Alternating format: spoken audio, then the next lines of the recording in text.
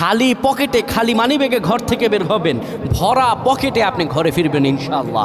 আপনার মানিব্যাগের ভিতরে এই দোয়াটা পরে ফু দিবেন, যেখানে টাকা রাখেন এই দোয়াটা পরে ফু দিবেন, ইনশাআল্লাহ আল্লাহর দেয়া ধন ও সম্পত্তিতে সেই জায়গাটা পরিপূর্ণ হয়ে যাবে যদি আপনি এই দোয়াটা করতে পারেন।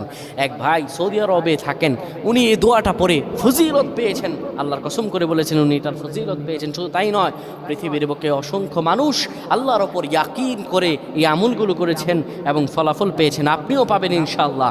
আপনার মানিব্যাগে, আপনার যেখানে টাকা রাখেন সেই জায়গায় এই দোয়াটা পরে আপনি ঘর থেকে বের হয়ে যাবেন কাজের উদ্দেশ্যে, আল্লাহ তাআলা কাজ মিলিয়ে দিবেন। ব্যবসার উদ্দেশ্যে বের হয়ে যাবেন, আল্লাহ ব্যবসাতে সফলতা দান করবেন। সকল কিছুতে আল্লাহ রাব্বুল আলামিন আপনাকে সাফল্যমণ্ডিত করে দেবেন।